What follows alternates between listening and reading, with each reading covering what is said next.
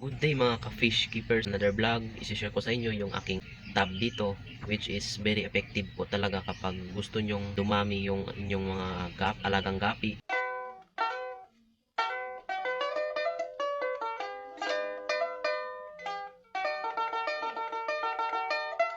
Meron po ako dito platinum dumbo ear na red tail. Marami na silang fry dito, so very effective po yung paraan ng pagbi-breed ko sa kanila. At marami silang mga fry na ngayon, 1 week na fry. So ipapakita ko sa inyo based on my observation. Napakaganda po ng setup na ganito kasi yung mga fry is very safe po talaga, at kahit hindi nyo tanggalin dyan yung kanilang mga parents, yung mga male and female ninyo na gapi, kahit kasabay dyan sa mga fry, hindi nila makakain kasi meron po silang mapagtataguan. So tingnan nyo, ang dami pong fry. So ipapakita ko sa inyo para naman at least magkakaroon kayo ng idea para sa inyong setup. So let's go. So ayan po mga ka-fish keepers, ayan po yung mga fry, 1 week na fry ng ating platinum dumbo ear. Ayan po, dumbo ear na red tail. So mahigit 50 to 60 pataas po yung mga fry nila. So ang dami na po. So ganito po yung setup ko. Nilagyan ko po ng ganito. Yan. Ang daming hornwort po. Mayroon po kayong makikita na hornwort. Ayan po.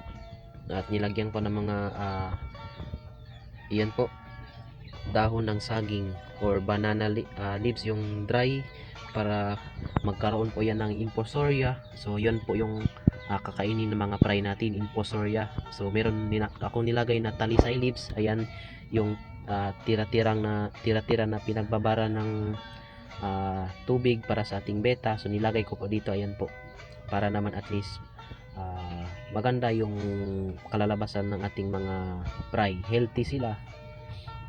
So ayan po, meron po yung mga snail. Ayan, nakikita nyo sa gilid yan, mga snail po yan. Ito mga snail yan. Yan, mga snail. Yung mga fry natin, ayan po yan. Ayan, ang dami. So ganito lang yung setup ko. Nilagyan ko ng stick dito para hindi lalagpas doon yung ito, yung ating hornwort. Ayan. So meron silang mag-pre-swim sila dyan. So ayan po yung setup ko. So at saka yung tab natin, may butas po dito para sa overflow nya. Yan, maliit na po talaga, hindi po kakasya yung gapi natin dito. So ang ginagawa ko po, yan po, nag-overflow po ako ng tubig para po tatagas yan at tatagas din yan. Yan, mag-overflow yan. So malinis po yung tab natin. Makikita nyo brown yan dahil po sa mga algae na nabubuo dyan, dahil sa mga poops ng mga alaga natin. Hindi na rin sa cycle ng ating plants. So ayan po mga ka-keepers. So lalagyan natin ng tubig para makita nyo kung paano yung setup natin. Ayan mga ka-keepers, lalagyan ko ng tubig para makita nyo, overflow po siya. Pwede nyong araw-arawin para malinis yung tab ninyo. Ayan.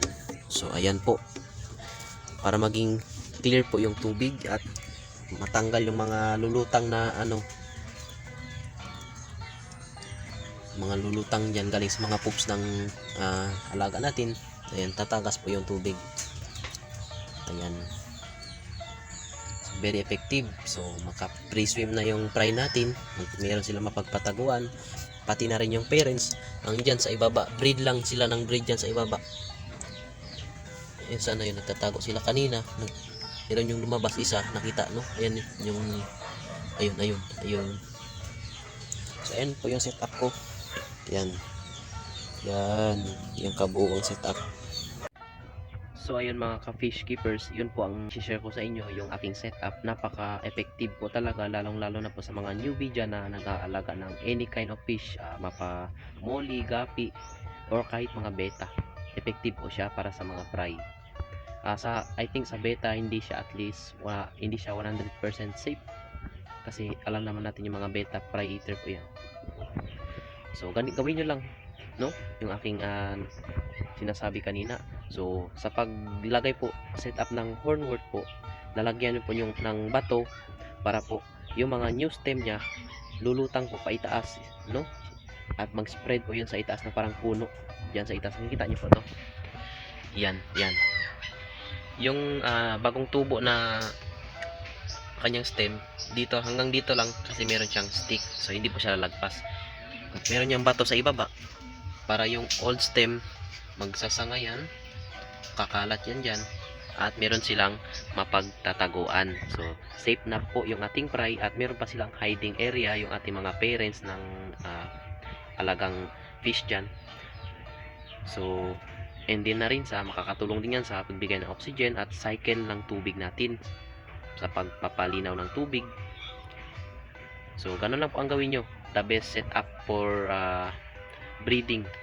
Nagbe-breed dyan, effective po talaga to kasi hindi nila makakain yung fry po. Huwag nyo pong kalimutan mag-like at subscribe sa aking YouTube channel. I-follow nyo po ako sa aking Facebook page, Kuya J Acquired, para naman at least updated po kayo sa mga bagong upload natin.